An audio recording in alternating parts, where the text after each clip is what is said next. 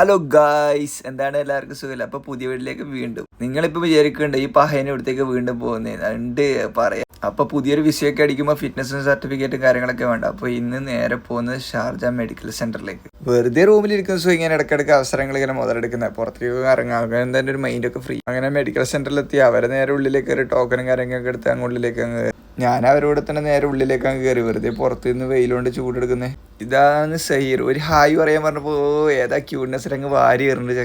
പിന്നെ അവരെ മെഡിക്കലും കാര്യങ്ങളൊക്കെ കയ്യെ ലൈറ്റ് ആവുമെന്ന് ഉറപ്പായത് കാരണം ഞാൻ മെല്ലെ പുറത്തേക്ക് അങ്ങ് ഇറങ്ങി. ഏതായാലും അവർ വരുന്ന ഒരു പ്രകൃതി രമണീയമായ സ്ഥലത്ത് തന്നെ കുറച്ച് ഇരുന്ന് തേക്കാൻ വിചാരിച്ചു. അവിടെ നല്ലൊരു സീറ്റ് സെറ്റപ്പ് ഒക്കെ ഉണ്ടായിരുന്നു. അവിടെ കുറച്ച് സമയം അവരെ 3 പേരും മെഡിക്കലും കാര്യങ്ങളൊക്കെ കഴിഞ്ഞാൽ അവർ തിരിച്ചെത്തി.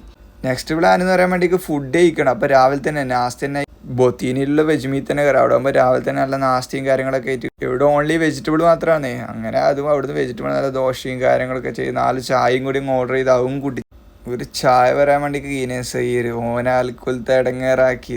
ഇതാണ് നമ്മുടെ മുതലാളി അൻസീർ ബായ്. ഇത്രയും പോലെ ചില്ല് മനുഷ്യൻ വേറെ ആരുമില്ല. മൂപ്പറോടെ തന്നെ പുറത്തിറങ്ങിക്കഴിഞ്ഞാൽ ഫുഡ് മസ്റ്റ് ആയിരിക്കും മൂപ്പറ.